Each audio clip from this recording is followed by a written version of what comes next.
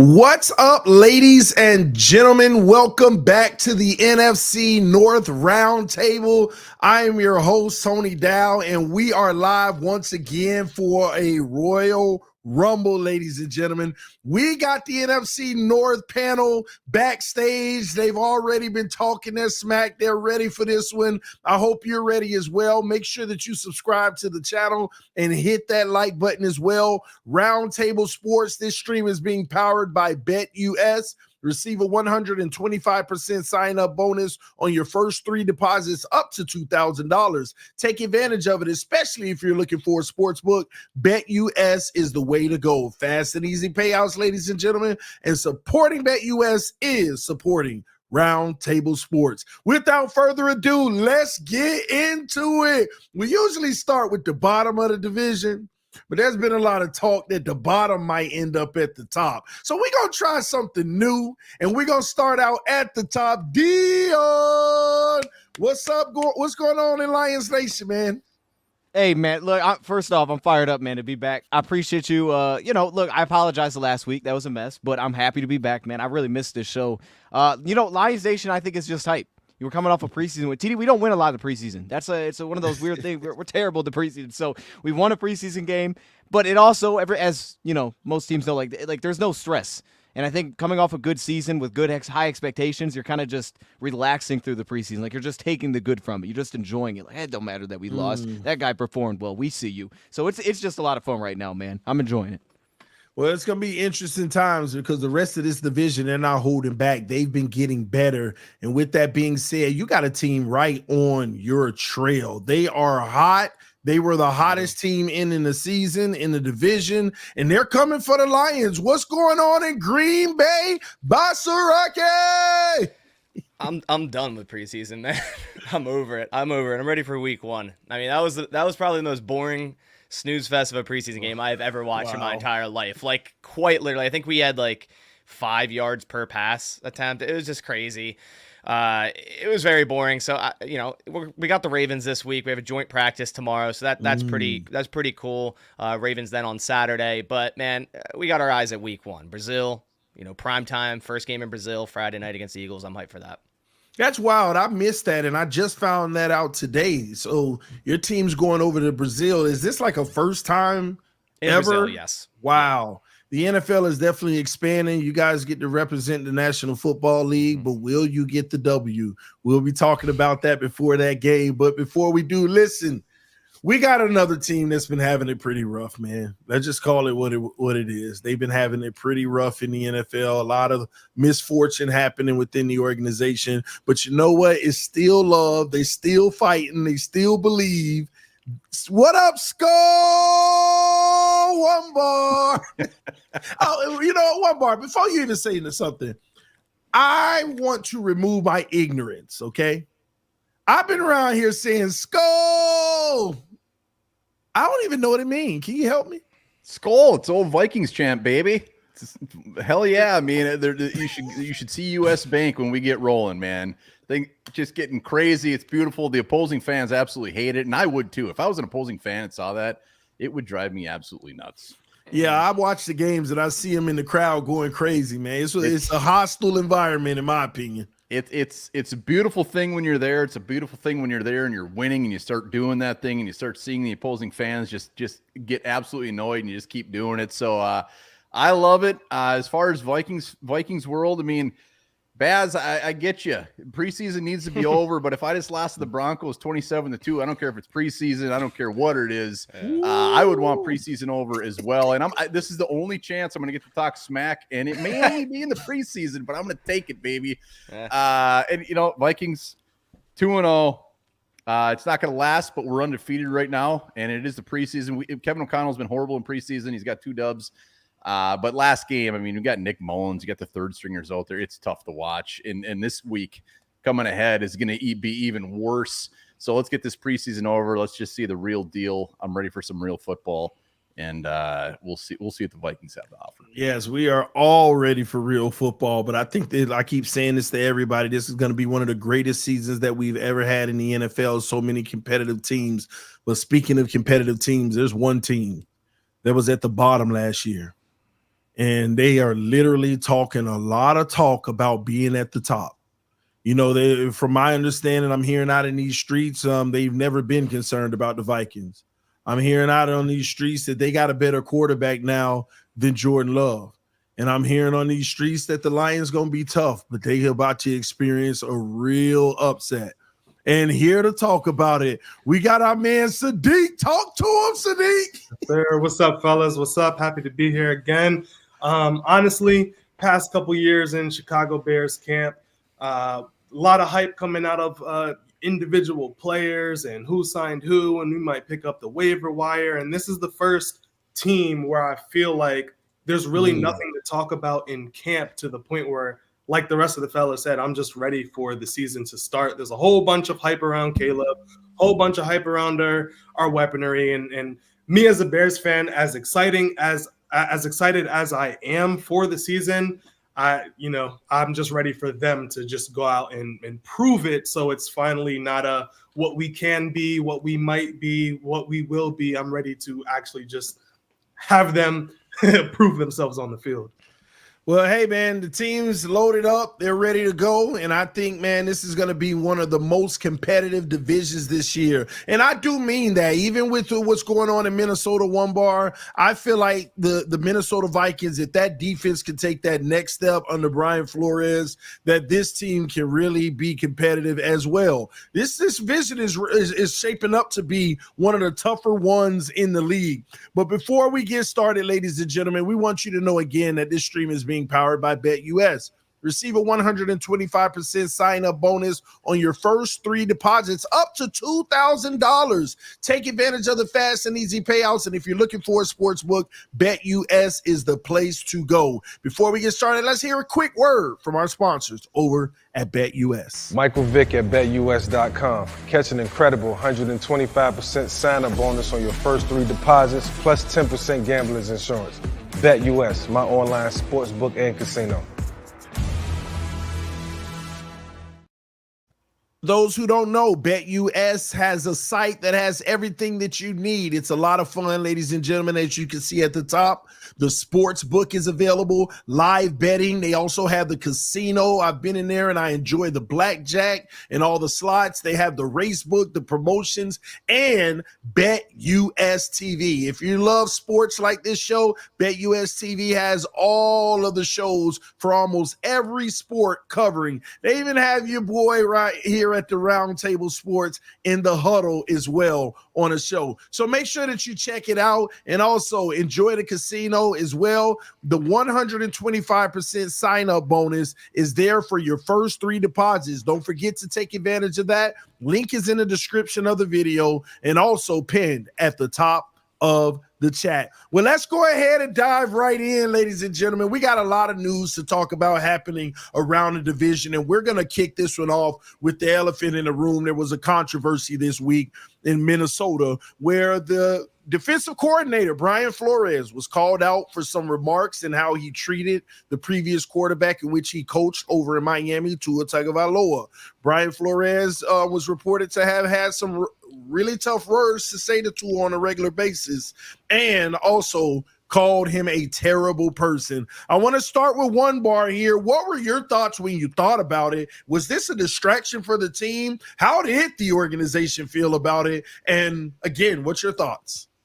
No, I mean, when it came out, it didn't really, no distraction, no issues as far as Vikings land.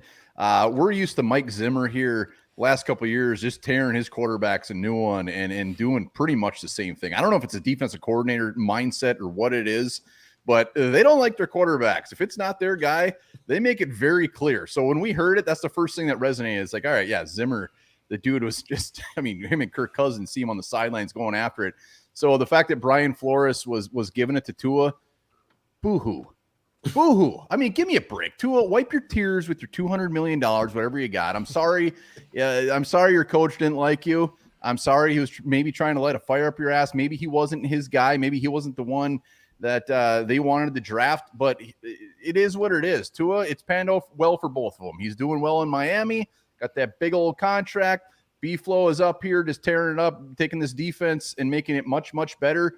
it's a win-win. Flores came out, said the right things, said, hey, I wish him the best, whatever, which was expected. Like, it's in the past. The fact that Tua's bringing this up, it's like, what's the point? I don't get it. I'm sure there's been coaches out there that have said and done much worse. I don't know. I don't like it. I mean, everything we've seen from Brian Flores in Minnesota, he's done the right things. Players love this dude. Maybe it's just defensive players, but they love him and they play their asses off for him. So what it is. Well, a lot of speculation on whether or not he's going to end up, if this is going to impact him from getting another head coaching job one day. Time will tell. I do see that he is doing well in Minnesota. But speaking of quarterbacks, man, Jordan Love is one of the premier quarterbacks in the NFL. But if something were to happen to him, what's going on in Green Bay? Like, do you have someone who can come in and win 2 or 3 games if necessary?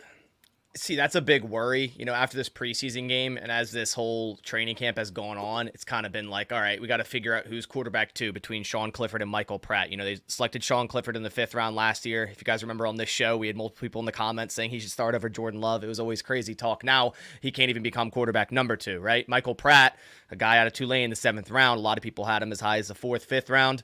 Draft him, bring him in the building. He shows potential, but again, it's not all there. Like the quarterbacks in this preseason game against the Broncos were bad. They were very bad. The offense didn't score any points. They didn't get the ball moving, and it begs the question, TD, like you said, if they have to come in and win a couple games, I don't think that's available. Like, I think, sure, if it's one game and Jordan Love goes down in it, gets a concussion or something, could they go finish out the game? Maybe. But if you're talking an extended period, 2 to 3 games, I think you need another person. And I think maybe if that were to happen, they'd go out and sign someone, kind of like when Aaron Rodgers went down with the collarbone. They went back and re-signed Matt Flynn, and then he came in, won them a couple games, right? So I think if that were to happen, that would be the case. But the Packers' history, they love developing quarterbacks. One of these guys is going to be quarterback 2. It's just right now, I really don't know who.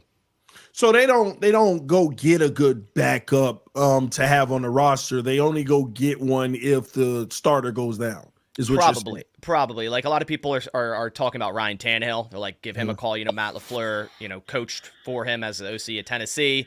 And it's an option, but just the way the Packers develop and the way Gutekunst talked about drafting and developing quarterbacks, I don't see him getting rid of both his draft picks in the last 2 years just to go bring in a veteran when he talked so highly of developing guys. It's just the way the Packers roll. And if something were to happen, then I think they do it. Okay, if something were to happen, because I couldn't imagine if something happened and you guys are like 8-3 and all of a sudden you're just going to roll with these young guys. I mean, probably not, unless they showed a lot in practice. Like, hey, you took the next step through these 8 weeks. You're getting good reps. You're a quarterback 2. We feel comfortable with that. But as of right now, I don't think there's any comfortability as quarterback number 2 for the Green Bay Packers. Interesting. Well, hey, man, listen, this one isn't about the quarterback. This one's about the line, okay? We got to go to Detroit here on this one. What is going on with, I always say Sewell. Is that correct? Sewell. No. We just say more like that, more like Sewell. That's Sewell. how I say it. Yeah, because I wanted us to draft him. But yes. What is going on? That's a shock. That's a big shocker. Do you know anything yet? Or, I mean, what's happening? Honestly, like right before I got on to join you guys in the studio, I saw the news and I was like, oh, snap, this isn't good. So I tried to do a little look into it. It doesn't seem like we really have much information. Campbell didn't speak to the media, so we won't really have an update until next time I guess he gets to the media. Good thing is we have time. We're in a spot with time right now, but it sounds like it's a left ankle / foot that got evaluated through practice, got banged up, and no Penei Sewell. I mean, look, now well, I don't know how serious this is. This doesn't impact other things, but like we see with like Jahmyr Gibbs, we haven't seen him for a little bit. He's missed some time just because of the hamstring that he's been dealing with. Sam Laporte has been out for a while. So we have a couple of our top players that seemingly are being real cautious with. But yeah, I have no update outside of that with Sewell. Well, I'm trying to get all the concerning information out of the way as Dion froze there. So you might be getting some breaking news getting blown up. But let's move over to the Chicago Bears here because, there's been some questions circling about the offensive coordinator. What are your thoughts? Is that a concern? Where are you at with the OC? Yeah, so being a Bears fan, we've suffered with terrible offensive coordinators year after year. So I believe our offensive coordinator is going to be an automatic upgrade no matter what.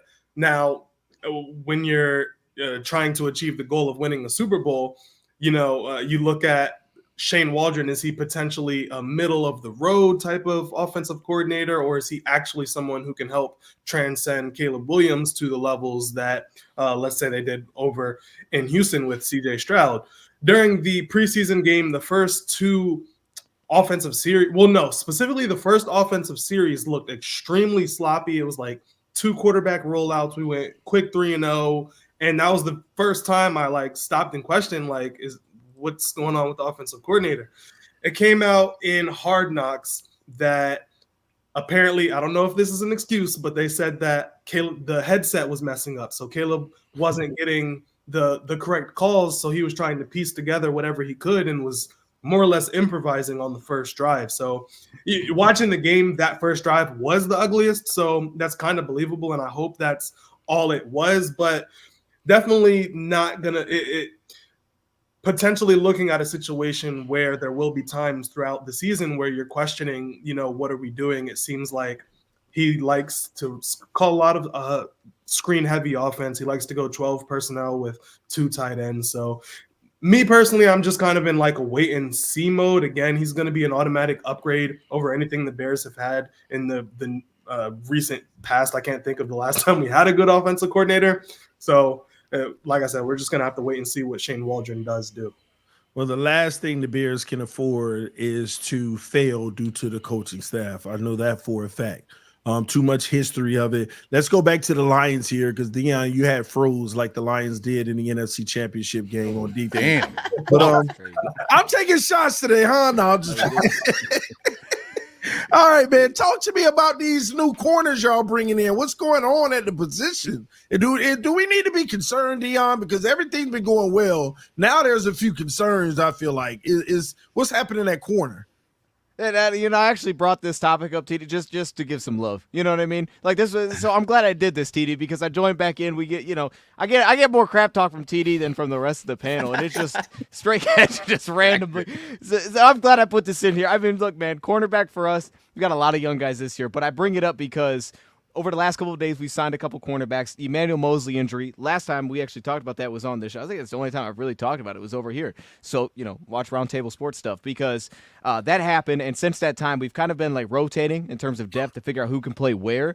But the emergence we've seen is actually one of our safeties, an undrafted free agent that stepped in and he's handled some of the slot role. And I think this opens the door for a guy like that. It's Lawrence Strickland to potentially make the roster. So I just think that's a little interesting note. And outside of that, I also, for any Lions fans out there, because you guys will know the depth a little bit better, Khalil Dorsey is making the team. I'm just stamp it right now, do what you got to do. Khalil Dorsey's going to make this team. So I think we have our 5 locked in, but in years past, we'd keep 7. I just want to hear, can I hear a roundtable real quick? Do you guys know how many cornerbacks your team kept last season? 6, I think. I think 6. Pretty sure 6. We like them for special teams. Bears floated around 7. Okay. Because we kept 7 last year, so I was just like, all right, I don't know if we need to have that much depth because I feel like we know exactly who's kind of making the team now, but maybe a little bit deeper than 5. 5 might be light there. It seems like everybody goes deeper than 5. Okay. Well, a lot of people actually go 5. They usually have that player or two that can play safety and corner too, just depending. Man, interesting. But hey, listen, that's one thing we're going to be discussing next week. Those players that's on the fringe, will they make the roster and who all makes the roster? Going to be interesting. But speaking of corners, one bar, you get a veteran who knows how to play the position. How do you feel about Gilmore hooking up with Flores? Look, I mean, Stephon Gilmore, if it was 2019, we would be popping bubbly. We'd be popping the champagne. He won Defensive Player of the Year that year. We get it. He's old. He's going to be 34 in September. Wow. But here's the thing. He's already our best corner. So, we're not upset about this. I could see it from the outside being like, geez, they're signing this old dude. They're excited about this, really? We improved. So we improved, which is a big deal. Another big part of that is Caleb Evans. This keeps him off the field. So Caleb Evans is such a liability out there. Now we got Stephon Gilmore. We got Griffin, we got Byron Murphy, which is actually, I will say, good. I'm not going to say great. I'm not going to say bad. It's about middle of the road, and that again is an improvement. So Gilmore comes in, $7 million guaranteed. The price is fine. I mean, injuries has always been a concern with him as well, but like he's going to step in and just be our guy. So we'll see what he brings to the table. We'll see if old man Withers starts showing his age out there, or if he can actually show up. We got some damn good safeties. We got some good edge rushers.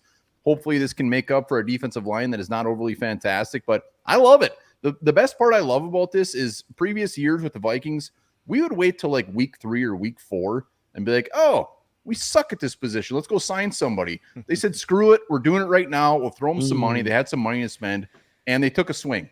We'll see if it pans out, but I love the fact that this regime like takes swings on guys. The amount of transactions we've made over the last couple of years compared to the years before is insane. They're trying dudes. We'll see what happens, but Gilmore, I love the move. We'll see if it pans out. Nice to hear Minnesota being active, taking swing at guys. Talking about swing at guys, we got to go over to Chicago. You guys took a swing at Reddick and Judon. What happened with that? The reports came out, shocked some people there. Yeah, so if any of the viewers remember last week, I said that I wasn't really too sure if we would try to chase after an older defensive end, but I was immediately wrong. Judon was traded to Atlanta, and it came out that the Bears were running second place for him. The Bears offered a 3rd round pick. They kind of had some pretty cool insight on Bears Hard Knocks episode that just came out last night of GM Ryan Poles talking about it. And the Bears wanted a contract in place with him before they made the trade. And our GM is known to do some team-friendly deals. He's not just going to throw the bag at whoever, especially at that age. So the Bears wanted to have a contract in place in order to agree to the trade. And other reports say that basically it was the Patriots kind of did him a favor by letting him choose between the Bears or the Falcons. And they said that he chose the Falcons. So it's not far-fetched to say that he chose the Falcons because the Bears were trying to get him to sign a contract before they even did the trade. So it's refreshing to know that even though Ryan Poles added so many new talent to the roster, that he's not done. He wants to fill it out, and that's just a testament to how much faith they have in Caleb Williams for a team with a rookie quarterback to be out here trying to make even more trades on splash defensive players when we already made a trade for Montez Sweat. We already paid a Jalen Johnson. We already paid. We traded for Keenan Allen. We signed, just the list goes on and on and on. So we'll see what happens with the Reddick situation. It sounds like he wants a new contract as well. That was the situation with the Jets, a rare scenario where a guy gets traded to a new team and before even playing with that new team demands another trade. So I don't know if the Bears want to associate themselves with that drama, but if it is strictly contract and the Bears feel comfortable paying him what he wants to be paid, I wouldn't be too surprised if we did pull off that trade. If we don't end up getting him, there's nothing immediate that I can even think of that we would chase after. Maybe something towards the deadline again, like with the Commanders offloading Chase Young and Montez Sweat, but we'll see. Well, time always tells. It's just good to know that you all were making that pursuit, which means you all are really trying to make a move now and go for something now with the roster that you have. I want to move back over to Green Bay here.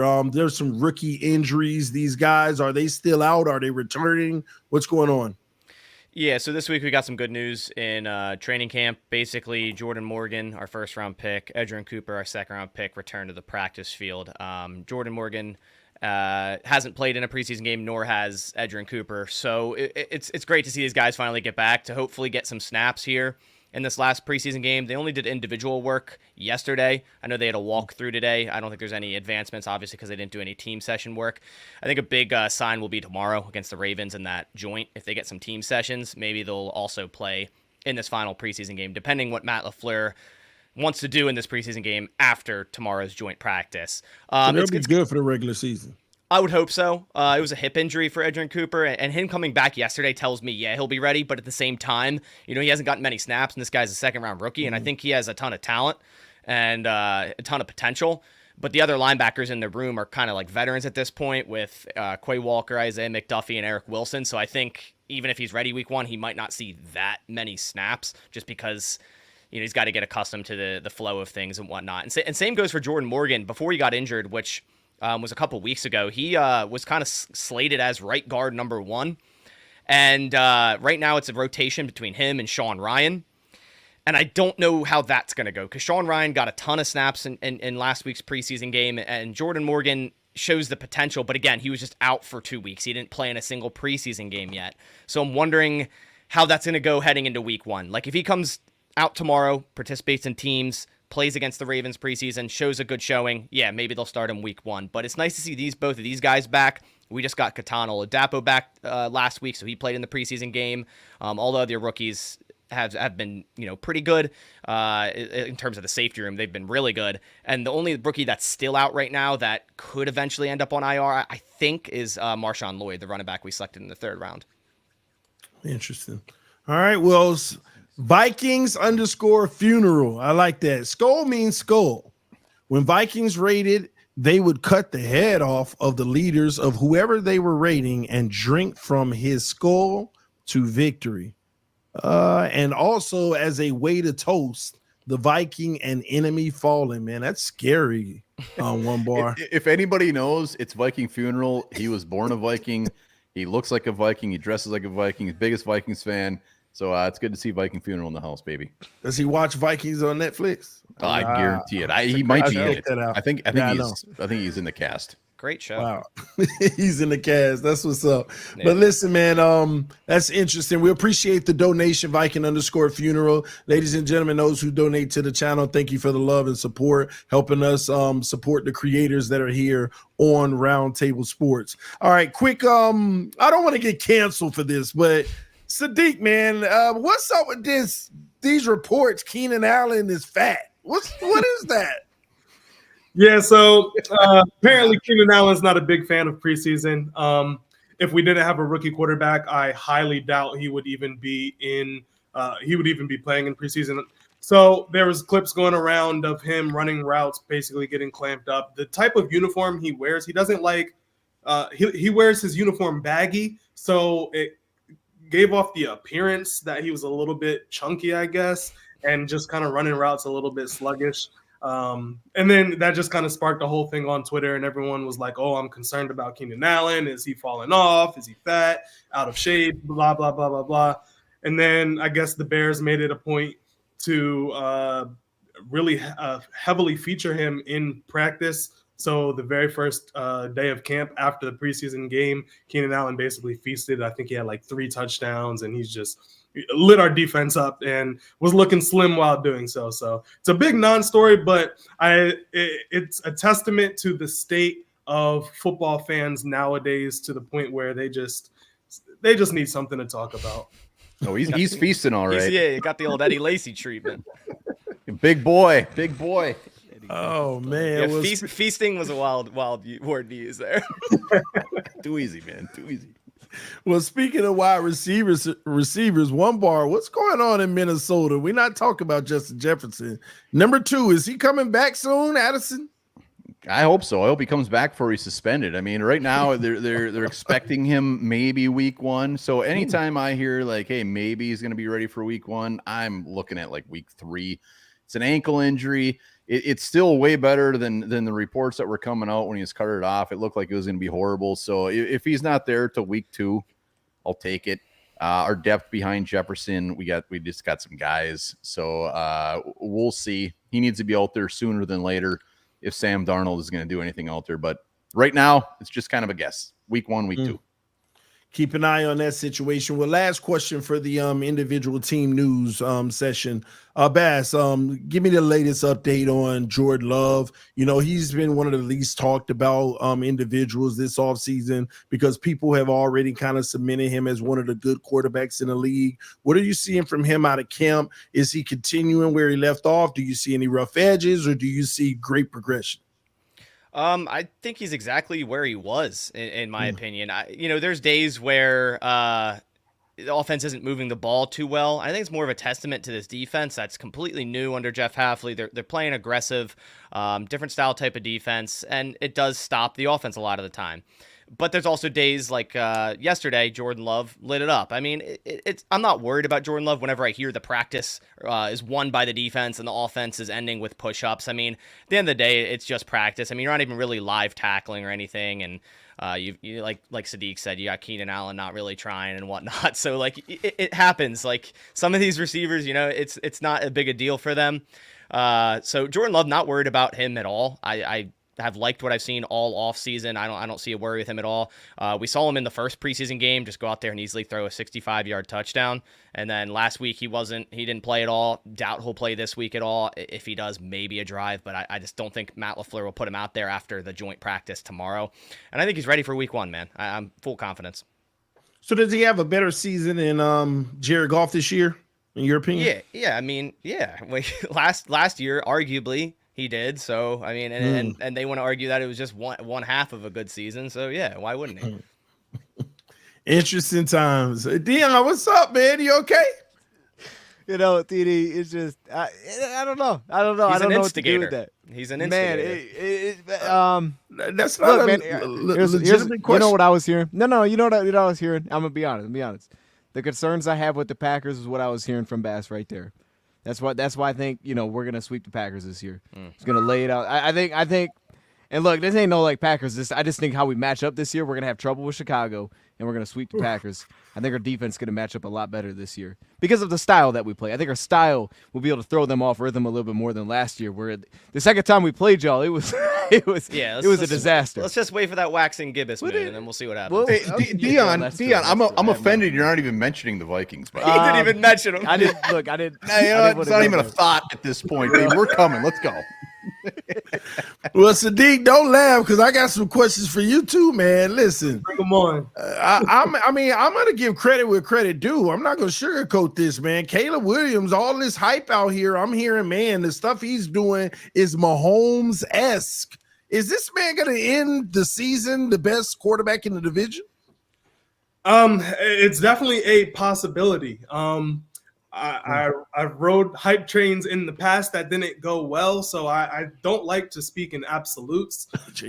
Unless it's I'm just having fun on Twitter or whatever. I'll say Caleb Williams is the big Patrick Mahomes. He's not the mini Patrick Mahomes, but the things he can do on the field. I mean, he grew up idol. His idol was Aaron Rodgers, and you see a lot of Aaron Rodgers in his game. He had a throw to Rome Odunze in the preseason game where he kind of like sat in the pocket and spun out and ran. And the way he throws off platform, there's plenty of quarterbacks who can throw off platform, but the way he throws off platform is kind of weird. It's one of those things that it's like you would never want your quarterback to do, but he's just good at it. So you just kind of let him.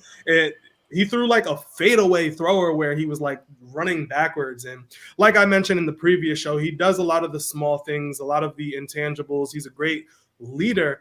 He has the makeup to be, I'm not even ashamed to say, he has the makeup to be a top 3 quarterback in the NFL. There's a reason why he went number 1 overall. There's a reason why people are saying he's the best quarterback prospect since Andrew Luck.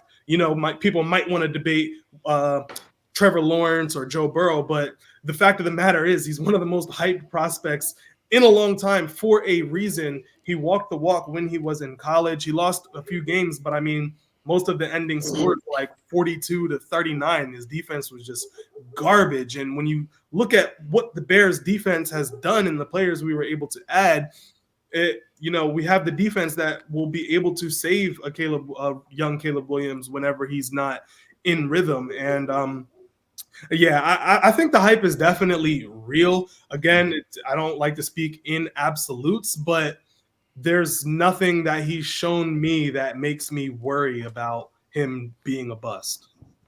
Well, I want to get an opinion that won't be biased. Dion, you had something to say? Do we get Sadiq's quarterback rankings for the NFC North? Last week. It was last week was the wide receivers. I missed. Oh no, you know what? We didn't, and maybe you could take some time real quick, Sadiq. If you were to rank the quarterbacks in the division 1 through 4, might as well be 1 through 3. That's fair. What would you rank them? I'd take Sam Darnold over Jared Goff. No. So Sadiq, I love you all of a sudden. It won't last long, Omar. So I would. So are we talking right now or by the end of the year? Shoot, by the end of the year. How about that? What do you see coming? All right, let's do it. I think Caleb Williams is going to have a CJ Stroud-like rookie season. We don't face the division until the back half of the year, which I think that favors us. It gives them about 10 games to just kind of feast on other lesser teams. The only tough team we have on our schedule until week 11, I think, is the Texans. So just pure talent-wise, I have to stand behind my guy and represent my squad with Caleb Williams 1. I think Jordan Love, I got to go 2. I think. Take it, Dion. Dion's so mad right now. We can move on. We can move on. He has the talent to be an elite quarterback. He has the talent to, kind of have debates into that top 4 to 7 threshold, but he does do a lot of stupid things out of nowhere. I don't know if he has that out of his system yet. And just some up and down games from what I've seen. So I have to see him be consistent, do it again this year. If he does it again, the same thing he did last year, then, we're probably sitting here saying that he might be the best. But I think third, I really don't like Jared Goff. I never liked Jared Goff. The Bears picked him off. Darnold, do it. The Bears intercepted Jared Goff 4 times in one game when he was playing for the Rams. He beat the Lions. They intercepted him 3 times in another game. We should have swept the Lions last year. Like, that's, if you actually watch the game that we lost to the Lions, we should have swept them. Jared Goff tried to hand deliver it to us, and we just hand delivered it right back. In the second game, we absolutely feasted. Jared Goff is the one quarterback in the division that, well, I guess Kirk's not here anymore, but Jared Goff just strikes no fear into my heart. I'm sorry. I hate to say it. I am a Sam Darnold truther more than most people are. I always was, especially when him coming out. But he doesn't really have many intangibles, but he definitely belongs in the NFL. He's definitely good enough to start for the Vikings all year, especially while JJ McCarthy rehabs. So I'll go Caleb, Jordan, Jared, and then Sam. Man, you done made Basaraki's week. I mean, he still put Caleb's above Jordan, which is fine. I respect it, but I like that. Just being above Golf, because everyone else has been putting the Packers below the Lions and pretty much everything. So. Well, there you have it, ladies and gentlemen. Before we move on to recap preseason week 2, let's hear a quick word from a sponsor. Now, you'll probably notice that half of our representatives at Roundtable Sports always have their undies in a bunch when it comes to their favorite NFL team. And listen, I'm sure that they're getting sick of that feeling where they're feeling a wedgie rather than a warm hug. Maybe they want to say goodbye to uncomfortable chafing and hello to the softest underwear they will ever wear. Well, folks, let me introduce you to Shinesty.com, the underwear company that is here to revolutionize the underwear game. Let's be honest, life is too short for boring undies. These are so soft, y'all. You won't even realize you're wearing them. With the moisture-wicking technology and a perfect fit that never rides up, you'll quite literally feel like your balls are floating on a cloud all day long. And look at some of these absolute designs. And get this, folks, if you use our code at checkout, you can get an additional 15% off your order, RTS15. Remember, supporting our sponsors is a way to support us over at Roundtable Sports. So stop neglecting your balls and give them the gift of Shinesty underwear. Link is in description. Shinesty, link in the description, ladies and gentlemen. Thank you for supporting our sponsors. Let's get into it. I want to stick in Chicago. They played the Bengals this week, 27-3, put a whooping on them. What were your takeaways, Sadiq, from that game, the good and the bad? Yeah, so I kind of mentioned the bad a little bit earlier in the show, but we started the game with 3 3-and-outs. That wasn't super great to see. When you have a rookie quarterback, it's a lot easier to shrug it off, but nonetheless, we're ready to compete. So kind of interesting, again, just to see how we're actually going to utilize all of the weapons that we do have. I mean, the ball can only go to one player at a time. But Caleb Williams started out shaky, and he was only supposed to play about 2 drives, the same that he did the week prior. But after we went 3 and out a couple times, head coach Matt Eberflus made the executive decision to go against what we planned and keep him in the game. He needed the reps. Our general manager talked about it and said that he was proud of him for making that decision, even though they all decided he wasn't supposed to play that long. And by the 4th drive, Caleb Williams was able to have a little bit of a rhythm. He had a deep bomb to Tyler Scott where the defender kind of horse collared him and got the pass interference. So it was a spot foul, but it was a pretty great ball. And then the very next drive, he had the highlight play that everyone was talking about where he rolled out and hit Rome Odunze deep. And then the very next play, he kind of rolled out to the right, shook the defender, threw the ball to Rome Odunze, who was standing out of bounds. He just got completely lost. But hopefully in a regular game, that's an easy touchdown. Caleb followed that up with another play where he scrambled, circled out to the left, and ran the ball over to into the end zone for his first NFL touchdown in the preseason. So I'm happy that the Bears are taking it very seriously. Just because he's the number 1 overall pick, just because he's already the starter, doesn't mean that he can't use those valuable game reps. The defense, I'm impressed, and I guess I should have prefaced this in the beginning. The Bears didn't face any starters. The Bears played all of their starters. The Bengals played all of their backups. So no results. Every result you saw from that game, take it with a grain of salt. But we did practice them in joint practice, and all of the reports came out that we beat them down in joint practice. We picked off Joe Burrow 3 times in joint practice. So our defense is on fire, man. I still have to see it against a team like with a coordinator like Matt LaFleur, who just knows how to find the soft spots in our defense. That's just really hard for us to stop, those Shanahan-style offenses. But in general, I think the Bears should have a top five defense easily. Concern-wise, honestly, I think it's sticking with the offensive line health. I mean, Nate Davis, our guard, I'm not sure how many viewers are too familiar with the Bears situation, but Nate Davis just decided that he doesn't really care about practice. This is his first week back at practice. Last year, he had a death in the family, so we kind of had to excuse him being gone. He came back, got hurt again, and just very lackadaisical with his passion for the game since we signed him all together. So if he goes down, we have Matt Bates, who we traded for, but he was a Bills backup. He was never the full-time starter, so it's yet to be seen what he can do full-time. And then, like I said, we're just 1 or 2 injuries away from having a pretty much a struggling offensive line. We do have a rookie, Kiran Amagaji, who we drafted in the 3rd round out of Yale.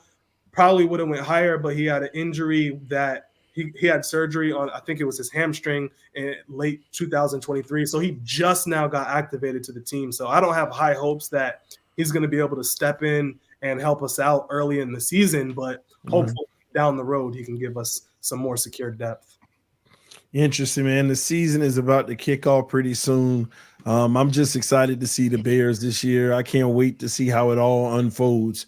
I want to move on to one bar here. Vikings defeat the Cleveland Browns, which is a loaded team, even, got a little depth too. 27-12. Hey, Nick Mullins out there playing some ball. How did you feel about the game? Any takeaways, any bright, lining that says, you know what, we might could do something? I mean, we like everybody else, we were practicing the Browns all week, and it was pretty much 2s and 3s against 2s and 3s. We didn't play any starters. So these are guys just trying to get the bottom of the depth chart, trying to get a roster spot from 53.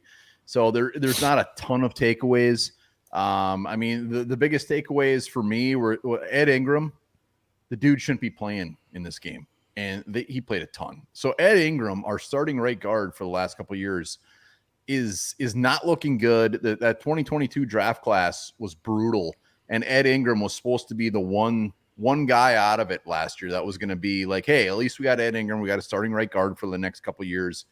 He has not looked good. He should not be playing. That is a concern. Interior offensive line, Dalton Reisner's injured as well. So the fact that Ed Ingram played so much is like, what the hell? And he didn't play great.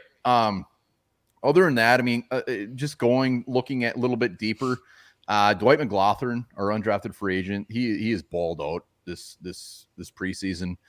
When he went undrafted, I was pretty surprised anyways. When we signed him, I was ecstatic. And I think he's got a real good shot of making the 53. And maybe not this year, but maybe a year or two down the road, he could be looked at as a guy like, wow, I can't believe he went undrafted. I mean, he had a pick. He's been playing very, very well. So that was good to see. Lewis Cine, which at this point it's kind of funny. I mean, he balled out. Granted, he's going against third, fourth string guys, but the dude all of a sudden just decided to show up and played his ass off. 11 tackles, sack, interception, where Lewis Cine, Vikings fans, again, that 2022 draft class, no one was expecting him to make the roster. Like, we just figured we're moving on. And at this point, you're hearing rumblings like, could he make the roster? Could somebody actually trade for him? Granted, we just traded Andrew Booth for something, which was a shock. So I actually think when it comes down to it, we might actually get something for Lewis Cine. I still really don't expect him to be on the 53, but it was just fun to actually watch this guy play and play well because we haven't seen anything of him. As far as the win, nobody cares. It's a preseason game. We played 2s against 2s. It was funny though. Matt Corral, you guys probably remember him from 2022 draft, 2021, something like that. We signed him the day before, like that evening, and he was out there playing. The dude goes out there and fumbles in the end zone. That I'm just trying to say that's where we're at with preseason football right now. We signed a guy who was in the UFL a couple months ago or wherever, and we signed him the night before, and he's out there and he's pulling a Dan Orlovsky, running around the end zone, just kicking that thing out. So it was funny. But overall, no big injuries. Some guys did show up. Some depth players did show up that I think will make a case to make the roster, which is awesome to see. Kwesi, Vikings, good thing or bad thing, they got a knack for finding these undrafted free agents. I'll tell you that much. Bo Richter's, Dwight McLaughlin's. So it'll be interesting to see if they make the team. Sadiq, I just got to say real quick, I'm not drinking the Kool-Aid, but I'm taking a sip of that Bears Kool-Aid, man.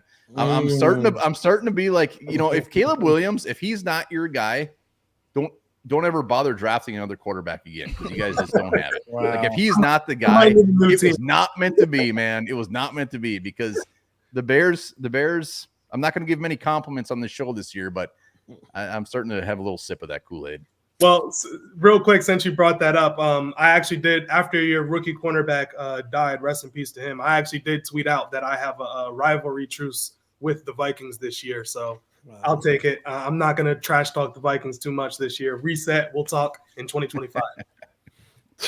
Hey, some Viking Bear love down here. I see it. Okay. So listen, ladies and gentlemen, make sure that you hit that like button, subscribe to the channel if you are new to the NFC North Roundtable. These guys will be live every single week throughout the season, giving you the latest breaking news happening in the division, talking about it right here on the NFC North Roundtable. All right, let's switch gears here. Denver Broncos versus the Green Bay Packers. Now, Baz, I know it's preseason, but y'all scored 2 points, bro. What's going on?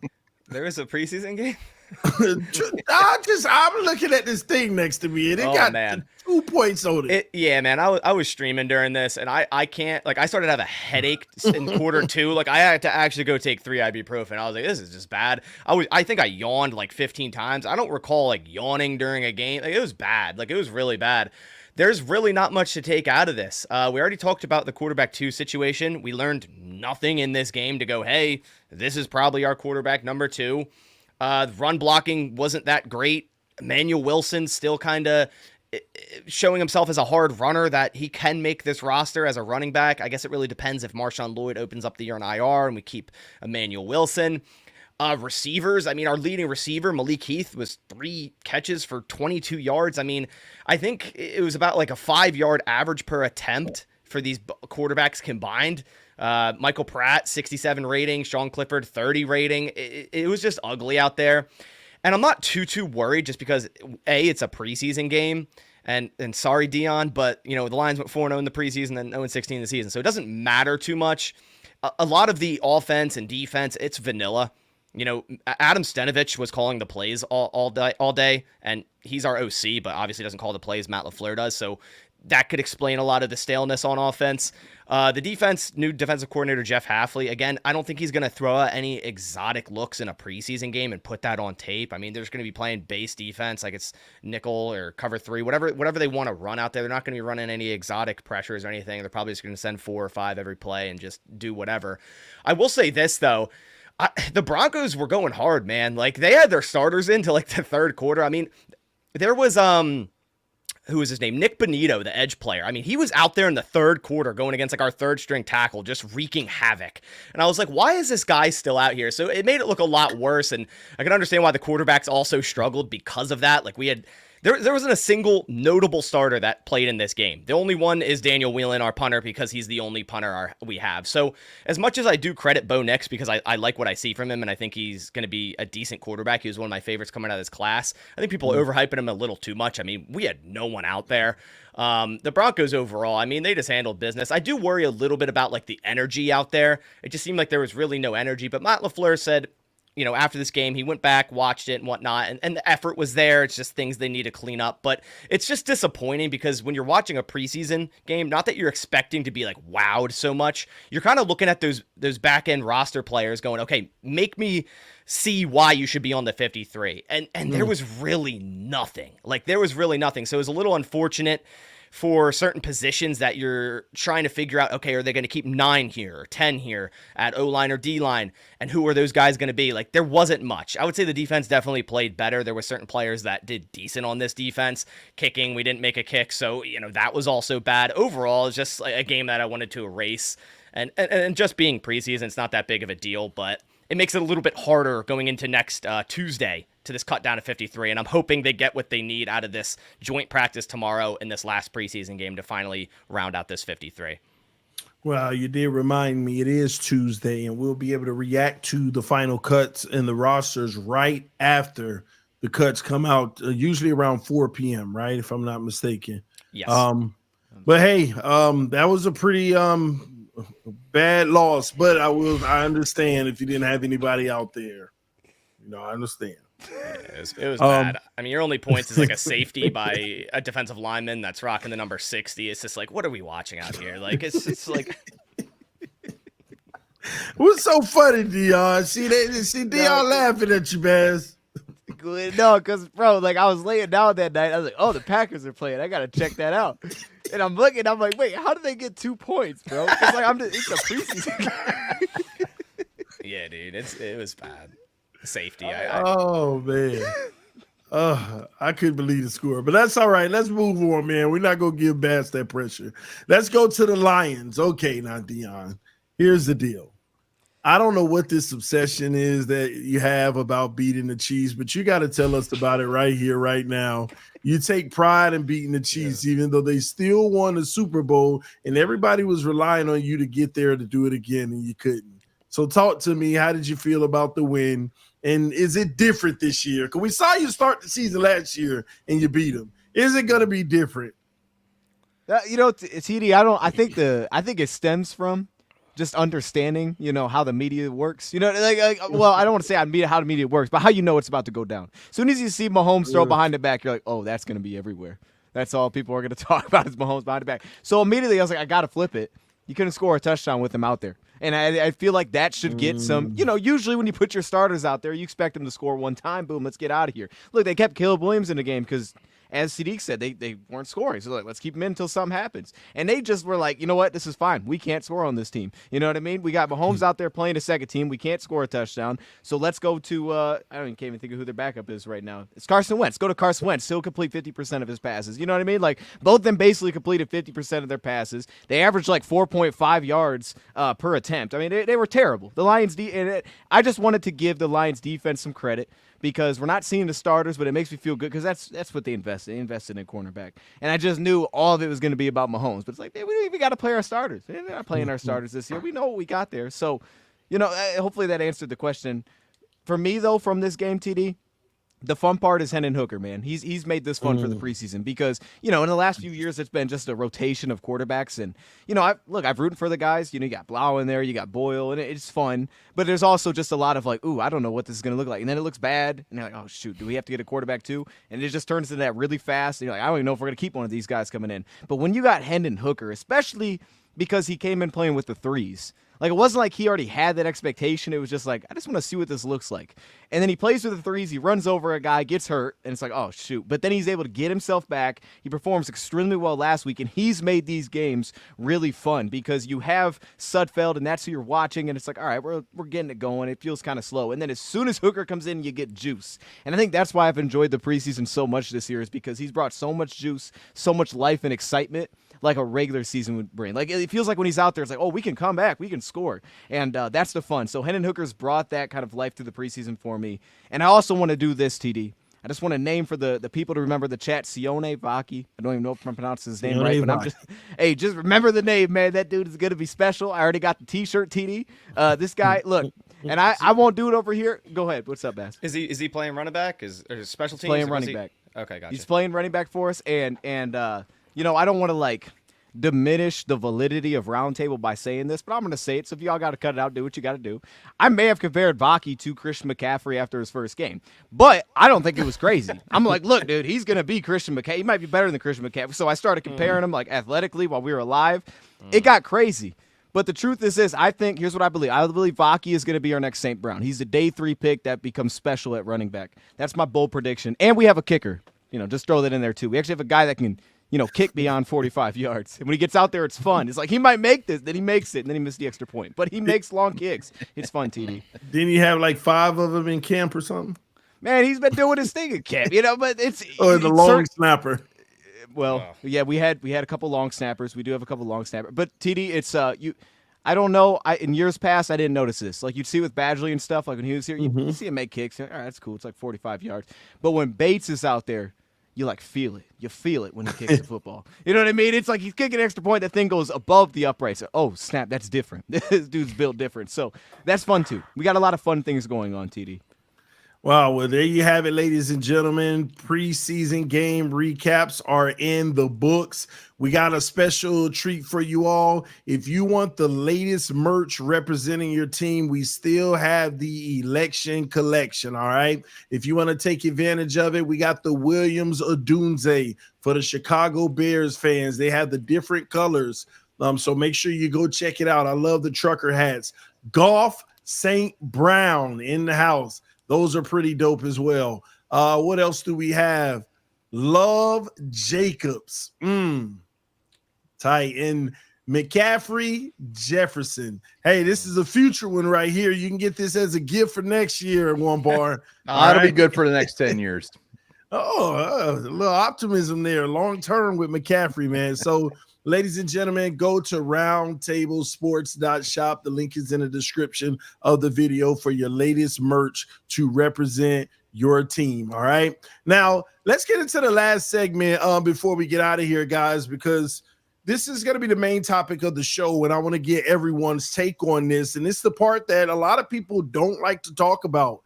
What are your team's greatest weaknesses, your biggest concerns right now going into the season, the thing that may have a potential to derail you and keep you from your highest potential? We're going to start with Sadiq. Talk to us.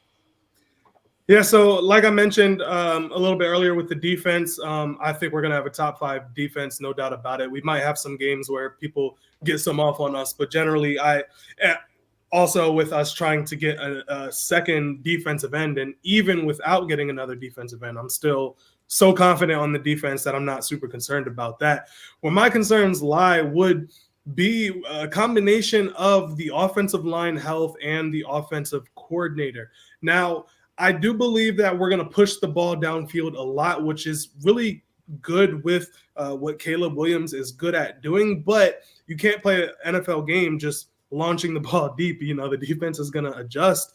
So, and you also can't throw a bunch of screens. So I think Tevin Jenkins is our right guard. No, he's our left guard. He started out as a right guard. We moved him to the left.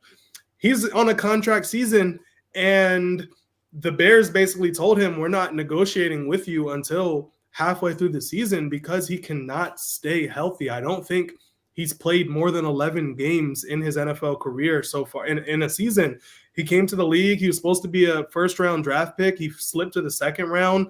He was supposed to be a left tackle. The Bears moved him to right tackle, and he had back surgery, hip surgery, neck surgery. So he's our best offensive lineman, but he's also our most injury-prone offensive lineman. I spoke about Nate Davis earlier in the show as well.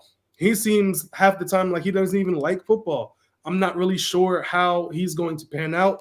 I believe we can get out of his contract at the end of the year. Braxton Jones, our left tackle, Darnell Wright, our right tackle, they're pretty much bookend tackles whenever they're out there, but they haven't had major injuries. Braxton Jones had a neck injury last year, but he came back and was fine. So overall, the health of the offensive line is going. I think that's the main thing, that if that doesn't go the way that we hope it goes, if that does go south, we'll be pulling our hair out a lot, because Caleb Williams is he's amazing when he does scramble. He's amazing at throwing the ball on the run.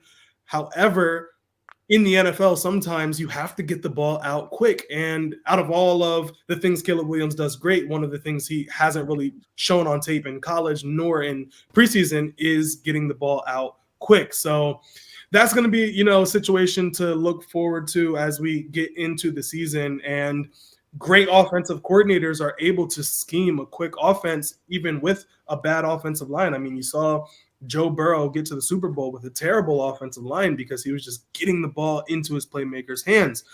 Patrick Mahomes, you saw he was able to succeed even though their offensive line was struggling that one year they lost to the Buccaneers. So that's kind of why it's like a combination of A, is the offensive line going to be reliable? And B, if they aren't, is our offensive coordinator going to be able to scheme his way into protecting our young quarterback?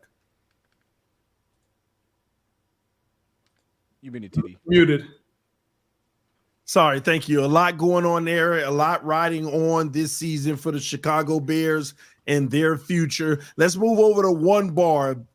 Well, I guess there's a lot of concerns, One Bar, but what's your biggest concern for the team to at least show you that they're competing and not just folding this year?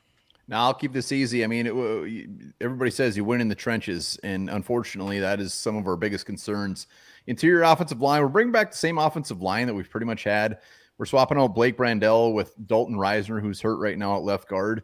But that will continue to be an issue. Interior offensive line, we got some fantastic tackles, but when you move it inside, Ed Ingram, this is his moment. This is his year. We'll see if he brings it to the table. The good thing we have going with the Vikings with that interior offensive line is we do have a quarterback in Sam Darnold that can move a little bit opposed to Kirk Cousins. We upgraded running back with Aaron Jones. So hopefully that will, overtake our issues there, but it is a huge concern. And then Garrett Bradbury in the middle as well will always be a concern. It's Garrett Bradbury. He has not lived up to his draft status. Defensive line, you swing over there real quick. We got Jonathan Bullard, Harrison Phillips, Jerry Tillery. I mean, come on. It's not great. The thing is the weird part is we've actually improved since last year, and it's still an issue. So Brian Flores, I don't know if he just doesn't value his defensive line much or whatever, and makes up for it with his linebackers, which we're pretty good at. But our defensive line is absolute issue. One name to keep an eye on, Levi Drake Rodriguez, our 7th round pick, has been lighting it up. He's been lighting up preseason practices, whatever. I would love nothing more for this dude to start. Why not start this guy when you got names like that? So Levi Drake Rodriguez is a guy that could come in, not saying he's going to be a game changer by any means, but he could be a diamond in the rough. But our defensive line, huge concern. And then you got to throw a quarterback. When Sam Darnold's your quarterback, you got to put him as a concern. People like to think like, hey, you know what? Hey, look at Baker Mayfield. Look what he did. Look, I'm not buying on the Sam Darnold until I actually see it on the field. Like I was telling Sadiq, like Caleb Williams, if he doesn't pan out in Chicago, you guys are never meant to get a quarterback. If Sam Darnold can't do anything with the weapons he has, he should just be a backup somewhere and continue to sign with a different team every year. So we'll see what we have. I would love nothing more than him to prove us wrong, but those are definitely the biggest concerns in Viking land. Muted again. That's on me. A lot there, but hey, man, I'm gonna start having some faith for the Vikings this year. One bar, I believe. One bar, okay. Louder. I believe. Let's go. Baz, talk to me. What is your biggest concern in Green Bay? I think it's a pretty massive one. It's kicker. I mean, last year we saw the Packers struggle continuing with kicker. Anders Carlson was their draft pick last year out of Auburn, and just didn't really perform too well last year. Last year, 81.8%, one of the lowest in the leagues in terms of field goal percentage. He was the lowest on PATs, 87.2%. He was the only kicker actually below 90% on extra points. And then it might not seem like a big deal, but when you take both of those numbers, he's by far averaged out as like the lowest percentage kicking kicker in the NFL. This offseason, we bring in Greg Joseph. I'm sure One Bar has some words for that guy. He started off hot, and then last week, he turned abysmal. So he was up near like 90% kicking through training camp and preseason. Then he started missing every kick, and he missed an easy one last week against the Broncos. And now for throughout camp, we also have Alex Hale, third kicker, who we actually just transferred over to our international player, so he can remain as a 17th practice squad player once the 53 is cut down to 53. So that'll be interesting, but I just don't really know if our kicker for 2024 is on the roster right now. And I've been a big supporter of Anders Carlson. You know, you see in the Packers history, Mason Crosby has a rough year one, then kind of grows and gets a lot better, but I'm just not sure if it's there. And throughout training camp so far, Anders Carlson has kicked 80.6%, Greg Joseph 78.3%, Alex Hale 66.7%. It's been bad. It's been wildly inconsistent and simply not good enough. 80.6% being your best kicker. It's just simply not good enough. You saw last year in the playoffs a 41-yard miss by Anders. And the Packers lose by 3. So that would have changed the whole outlook of that game. Anders Carlson last year was 50% between 40 to 49 yards. So that's a big worry for the Green Bay Packers. And there's some other guys, free agents, that maybe they could bring in to take a look at, but we're already like almost at cutdown day. You know, there's Cade York, Austin Seibert, Joey Sly. I mean, hell, even throw Rodrigo Blankenship in there. I don't care. Just get someone in here that can start to make kicks. And I know it's harder because it's Green Bay. It's probably one of the hardest spots to kick, you know, when the season keeps going on down the line.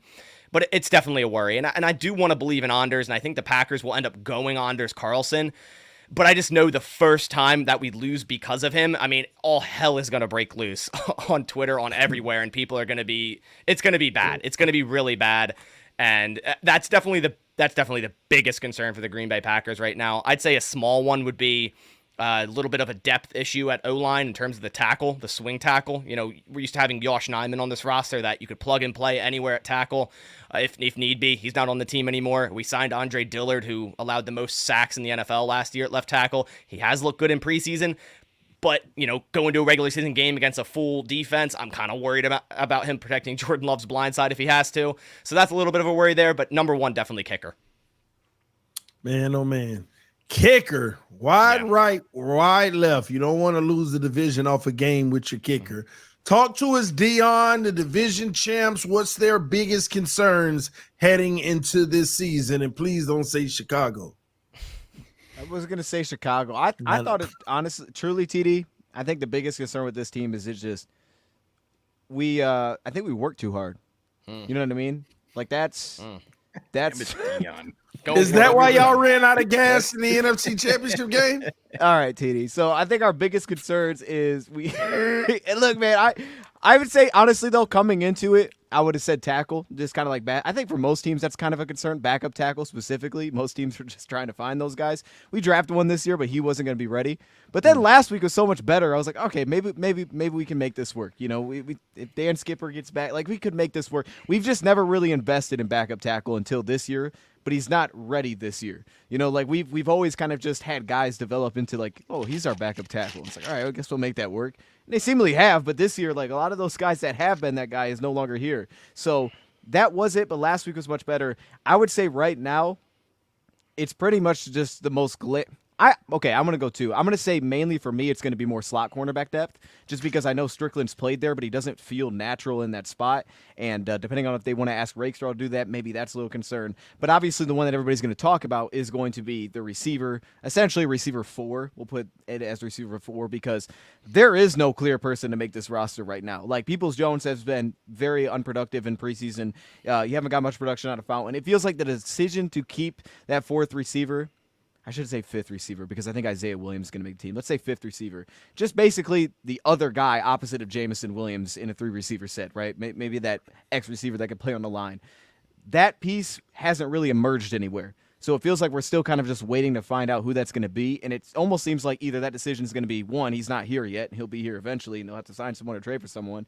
Or 2, they'll base it on more so practice than what us as fans get to see in preseason, because those guys are just not really getting involved at all. So that's probably the biggest concern on paper. I don't view it as big of a concern just because I know how this offense operates and the way Goff operates. He doesn't live through his outside receivers anyway. Like, if we had a big body receiver, like, he's going to get 500 yards, 600 yards max. That's all he's going to do. He's going to be great for certain situations, but he's never going to be dominant. Just doesn't work for our offense. We're going to rely on more of the tight ends, the backs, that kind of thing. So I would say on paper it's that, though, because there really is no clear-cut guy, and there's a real possibility that they could come in with 4 receivers and just have to go find somebody else. I think Peoples-Jones will make it, but I think they could come in with 4.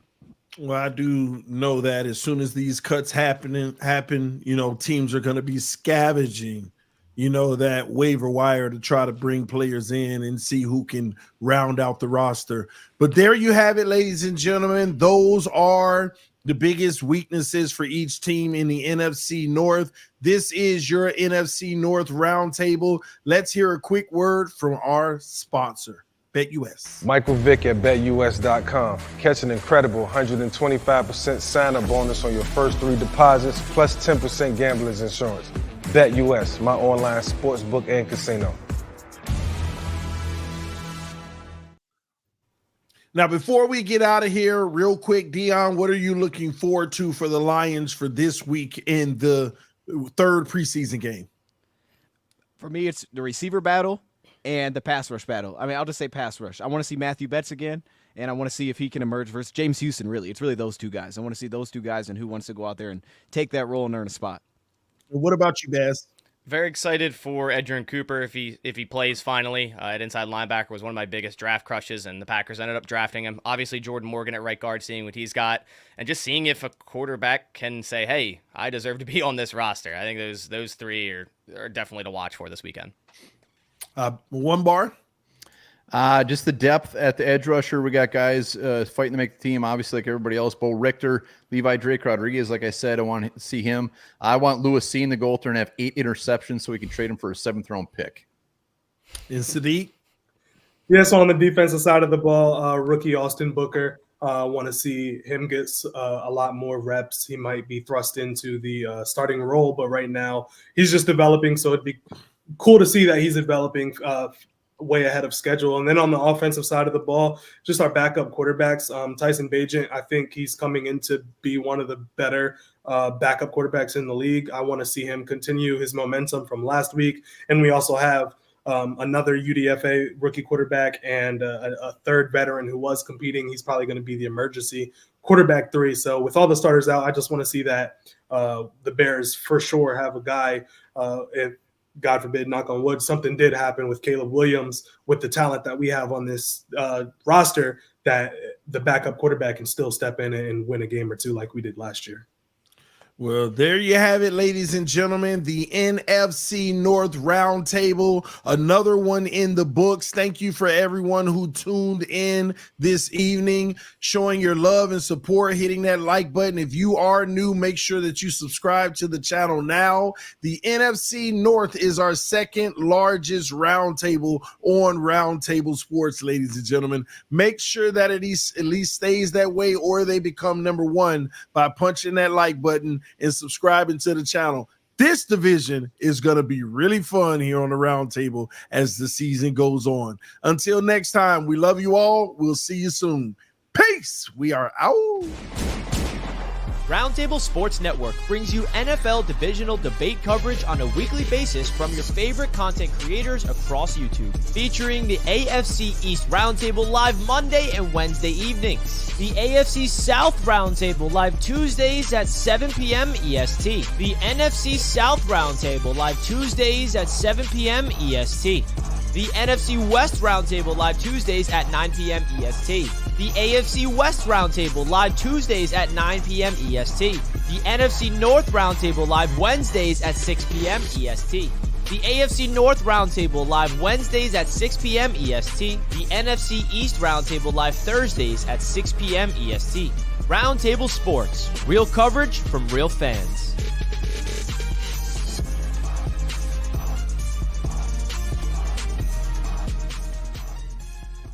This video is brought to you by BetUS Sportsbook and Casino. Michael Vick at BetUS.com. Catch an incredible 125% sign-up bonus on your first 3 deposits, plus 10% gambler's insurance. BetUS, my online sportsbook and casino.